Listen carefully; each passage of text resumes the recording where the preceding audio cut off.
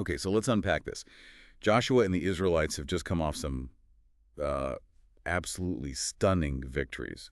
You think Jericho, you think Ai. Right, cities that seemed, insurmountable, and they're taken down. And the news of their power, and importantly the power of their God, it's spreading like wildfire across the land. And the reaction to this news, according to the source material we're looking at, is kind of predictable from one angle, but then utterly surprising from another. How so? Well, the kings of the land west of the Jordan hear about it. We're talking the Hittites, Amorites, Canaanites, Perizzites, Hivites, Jebusites. Okay. Rulers spread across the hill country, the foothills, stretching all the way up the coast towards Lebanon. They definitely recognize the threat. They see the writing on the wall. I mean, this isn't just a raiding party. This is a serious force moving through. Exactly, with what looks like divine backing. So their response is, well, the classic military strategy. Unity. Strength in numbers. Precisely. They decide to band together, pool their resources, form this single large coalition to confront the Israelites head-on. They're gearing up for war against Joshua and Israel. That makes sense. That's the expected response against a powerful invader. But you said there was a surprise. Yeah, because nestled within this narrative, we find something completely different. A group that hears the same news, faces the same existential threat, but chooses a path of cunning deception over open conflict. Ah, okay. And that's where we really sink our teeth into Joshua chapter 9. It presents this fascinating account of, well, a strategic maneuver that completely sidesteps the expected fight. And highlights some crucial points about fear and deception. And the unexpected weight of promises. It's quite a story. So our deep dive today is right into that pivotal moment described in Joshua chapter 9. We're focusing on this one group, the people of Gibeon. Right. The source tells us they heard everything Joshua had done. Jericho, Ai, the whole, devastating report. But instead of signing up for the big battle coalition, they got creative. The text actually says they resorted to a ruse, a trick. Why? What's the goal? Survival, pure and simple. They probably figured they couldn't beat Israel in battle, and those stories from Jericho and Ai... terrifying. Total destruction. Yeah. So their aim was to convince Israel they were from so far away that they wouldn't fall under that immediate command to, clear the land. They wanted a treaty. And this wasn't just a simple lie, was it? You said it was elaborate. Oh, completely. It was like a multi-sensory performance designed to sell a very specific story. They put together a delegation, but every single detail was meticulously crafted. Okay, paint the picture for us. Well, think of the scene they created. The source gives us these really vivid, almost cinematic details. They started with their donkeys. Right. Not just loaded, but loaded with worn-out sacks. Not fresh packs for a short trip, but bags that look like they'd seen months on dusty roads. Ah, suggesting a long journey. Exactly. And their wineskins. The source points out they were old, cracked, and carefully mended. You can picture the effort, right? Keeping them from leaking, suggesting they were far from anywhere they could get new ones. Right. More proof of distance and hardship. And they applied it to themselves, too. Their clothes, their shoes, all part of the act. Worn and patched sandals that look like they had walked hundreds, maybe thousands of miles. Old clothes, too, probably faded and travel-stained. Yep. And even their food supply was a prop. The bread they brought was dry and moldy. Moldy bread. Seriously. Imagine presenting that as your rations. It wasn't just stale. The text explicitly says moldy, which just screams this has been in my bag for a very, very long time. It's like psychological warfare through props. Pretty much. Every single element was designed to reinforce one core message. We are not from around here. We have traveled an immense distance. The worn gear, the aged food, it all worked together perfectly. Okay, so this carefully assembled, travel-worn delegation arrives at the Israelite camp at Gilgal. What happens next? They cut straight to the chase. They deliver their carefully rehearsed line. We have come from a distant country. Make a treaty with us. Simple, direct. Here's who we are. Here's what we want. But surely the Israelites didn't just buy it immediately. Well, credit to them. They didn't. The men of Israel voice suspicion, which is key here. They say, but perhaps you live near us.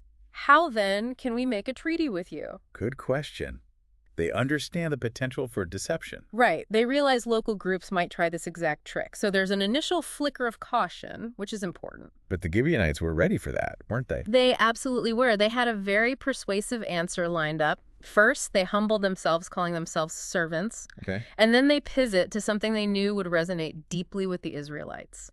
the fame and power of the Lord, their God. Ah, smart move. Ah, Flatter them, appeal to their religious pride. exactly. They lay it on thick, saying they've heard the reports of him and all that he had done in Egypt and all that he'd done to the two kings of the Amorites who were east of the Jordan, to Sihon, king of Heshbon, and Og, king of Bashan. So they're citing Israel's greatest hits, basically. Pretty much. It's brilliant, really. By attributing their fear and their supposed long journey to the overwhelming power and reputation of Israel's God, they validate the Israelite narrative. And it makes their extreme reaction traveling all that way seem plausible, even rational. Your God is so powerful we had to come. Precisely. And then they bring out the physical proof, the culmination of their whole act. The moldy bread and They're stuff. like, this bread of ours, they say, was warm when we packed it at home on the day we left to come to you, but see how dry and moldy it is now. And the wineskins. Same deal. These wineskins that we filled were new, but see how cracked they are. It's presented as the final, irrefutable evidence of their immense journey. The moldy bread, the cracked skins, the worn clothes. It all tells this consistent, compelling story. It does, and here is arguably the single most critical turning point in the entire account, according to the source. Okay, what is it? The men of Israel sampled their provisions. They physically examined the evidence, maybe nibbled the moldy bread, felt the cracked wineskins. They weighed the story against the props. Okay, sounds like due diligence. But, and this is the absolute key, they did not inquire of the Lord. Ah. This is the crucial omission the text highlights. They relied on their senses, on the plausible story, on the physical evidence the Gibeonites presented, but they failed to consult their divine guide. The very source of their power and recent victories. Exactly. They skipped the most important step in their decision-making process, according to the narrative. Wow. So the entire future of these people, the whole situation, hinged on that one moment of just not asking. It seems so. The source makes it pretty clear that because they didn't inquire of the Lord, the consequence followed immediately. Which was? Based on the Gibeonites' story and their own assessment, Joshua made a treaty of peace with them, granting them permission to live. Just like that. Well, not quite just like that. It wasn't just a casual agreement. The leaders of the assembly ratified it with a solemn oath. An oath, so like a really serious promise. Extremely serious. This wasn't just a political deal. It was a binding covenant sworn in the name of their God, the Lord. That promise held immense weight in their culture. So they made a formal religious commitment based on a lie because they skipped checking with God. That's what the source indicates, yes. They skipped that vital step. Okay, so treaty signed, oath sworn. The Gibeonites must have felt like they'd pulled off the impossible. But lies tend to unravel. And this one unraveled fast, very fast. The source states that only 3 days after the treaty was made, the Israelites discovered the truth. 3 days, that's it. That's it. They heard the Gibeonites weren't from some distant land at all. They were neighbors, living right there within the land Israel was supposed to inherit. Ouch. How did they find out? The text says they heard, and then they verified it. They actually traveled to the Gibeonite cities, Gibeon, Kephirah, Beeroth, and Kiriath Jearim. And these were nearby. Right in the thick of things, geographically, not somewhere far off at all. So this discovery must have created a huge problem. Massive. A massive internal conflict for the Israelites. On one hand, they had this divine command to dispossess the inhabitants of the land. Right. On the other hand, they had just sworn a binding oath in God's name to let these specific inhabitants live. What do? The source says they reached their cities. But they did not attack them. Why? Because of the oath sworn by the leaders. They felt bound by that promise, even though it was based on deception. I bet the regular Israelites weren't too happy about that. Not at all. Understandably, there was an uproar. The text says the whole assembly grumbled against the leaders. You can imagine the frustration. They'd been tricked, and now their main mission was complicated by this dodgy treaty. They probably felt the leaders were foolish. So the leaders had to face the assembly and explain why they were honoring this oath. And their reasoning, as the source records it, is really revealing. What did they say? They basically said, look, we've given them our oath by the Lord, the God of Israel. We cannot touch them now. For them, the sanctity of that oath was paramount. Even though it came from a lie. Even then, it trumped the command to clear the land. It trumped their anger at being deceived. And they explained why. We will let them live so that wrath will not fall on us for breaking the oath we swore to them. Ah, so it was fear. Fear of God's punishment for breaking a sacred promise. That seems to be the overriding factor, yes. They feared divine wrath for violating their oath more than they feared the consequences of letting the Gibeonites live among them, or even the anger of their own people. That tells you a lot about how seriously they took those oaths. It really does. It underscores that a commitment made in God's name, even one obtained through trickery, was seen as divinely binding. Breaking it was unthinkable, potentially disastrous. Okay, so the Gibeonites get to live. But surely things couldn't just go back to normal. There had to be some consequence for the deception. Right. They couldn't just live among the Israelites as equals after that stunt. The leaders decided on a specific long-term consequence. What was it? The source says they would live, but their role was redefined. They would become woodcutters and water carriers for the entire community. So basically, servants. A form of servitude, yeah.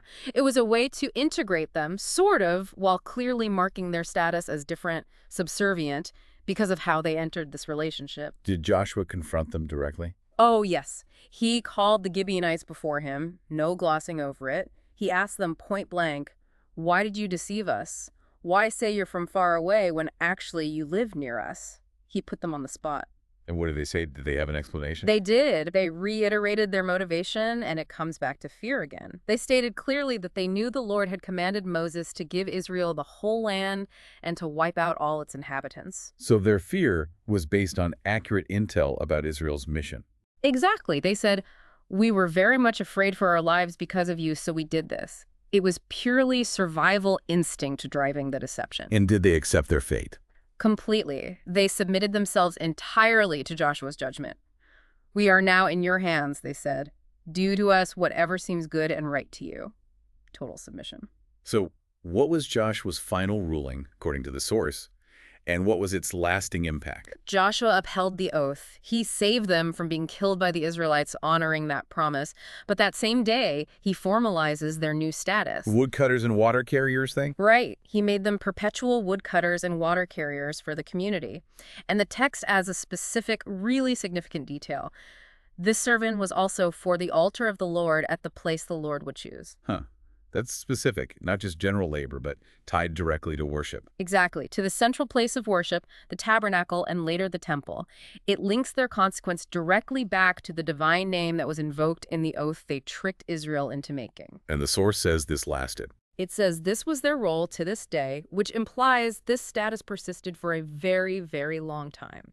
It became a tangible, ongoing result of this whole event. Wow. So looking back at this whole story in Joshua 9, what are the big takeaways? We've got this strategic lie, this critical failure to consult God. A binding oath made under false pretenses, the swift discovery, and then this permanent consequence. What does it really put a spotlight on? Well, I think what stands out is the incredible weight given to that oath sworn by the Lord.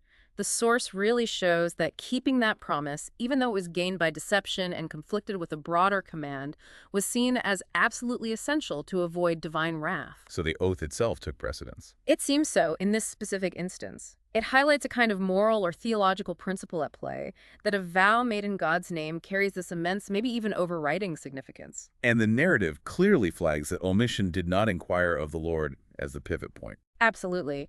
It strongly suggests that relying only on human senses, human reasoning, even when the evidence seems compelling, can lead to really complex, unintended long-term situations if that divine consultation piece is missing.